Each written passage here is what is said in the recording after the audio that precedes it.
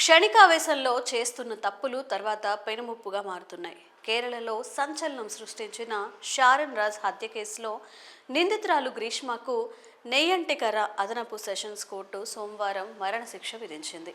ఇదే కేసులో సహనిందితుడిగా ఉన్న గ్రీష్మ మామ నిర్మల్ కుమారన్ నాయకర్కు 3 సంవత్సరాల కఠిన కారాగార శిక్షను విధించింది. అయితే ప్రియుడిని కిడ్నాప్ చేసినందువల్ల 10 సంవత్సరాలు, దర్యాప్తును తప్పుదారి పట్టించేందుకు మరో 5 సంవత్సరాల పాటు కారాగార శిక్షను విధించింది కోర్టు. ఈ మేరకు అదనపు సెషన్స్ కోర్టు న్యాయమూర్తి జస్టిస్ ఎంఏ బషీర్ తీర్పు ఇచ్చారు. అయితే గ్రీష్మ తల్లి సింధు కోర్టును నిర్దోషిగా ప్రకటించింది. తనను ప్రేమించిన వ్యక్తిని గ్రీష్మ మోసం చేసిందని, అది సమాజానికి మంచి సందేశం ఇవ్వలేదని కోర్టు పేర్కొంది. తీర్పు విన్న వెంటనే గ్రీష్మ కోర్టులో కుప్పకూలిపోయింది.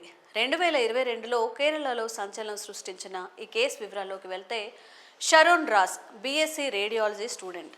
కన్యాకుమారిలో ఓ ప్రైవేట్ కాలేజ్లో చదువుకుంటున్నప్పుడు అతనికి గ్రీష్మ పరిచయం అయింది. ఆ పరిచయం కాస్త ప్రేమగా మారింది. దాదాపుగా ఏడాది పాటు రిలేషన్షిప్లో కొనసాగారు. వీరి పెళ్లికి పెద్దలు అంగీకరించలేదు. అంతేకాదు, షరోన్తో రిలేషన్షిప్ ఆపేయాలని గ్రీష్మకు కుటుంబ సభ్యులు గట్టిగానే వార్నింగ్ ఇచ్చారు. అతన్ని హతమార్చడానికి కూడా కుట్ర పన్నారు.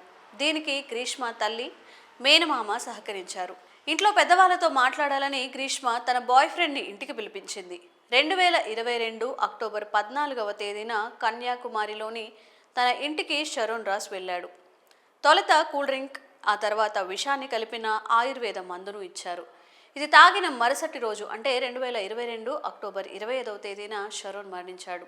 విష ప్రభావం అతని శరీర అంతర్భాగాలన్నింటినీ ఛిద్రం చేసింది. మల్టీ ఆర్గాన్ ఫెయిల్యూర్ కారణంగా ఈ మరణం సంభవించినట్లుగా డాక్టర్లు నిర్ధారించారు. దీంతో ఈ హత్య తీవ్ర కలకలం రేపింది. ప్రేమ పేరుతో మోసం చేసి అన్యాయంగా ఓ యువకుడి ప్రాణాలను తీసిన గ్రీష్మ, ఆమె కుటుంబంపై చర్యలు తీసుకోవాలని తీవ్ర నిరసనలు చెలరేగాయి.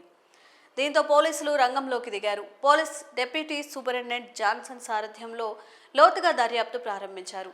ఈ క్రమంలోనే గ్రీష్మ, నిర్మల్ కుమారన్ నాయర్, ఆమె తల్లిని అదే ఏడాది అక్టోబర్ 31వ తేదీన అదుపులోకి తీసుకొని తమదైన స్టైల్లో విచారించారు. ఈ నేపథ్యంలో తాము చేసిన హత్య పిన్ టు పిన్ వివరించారు. నేరాలు అంగీకరించిన వీరిపై 364, 328, 201 సెక్షన్ల కింద కేసులు నమోదు చేశారు.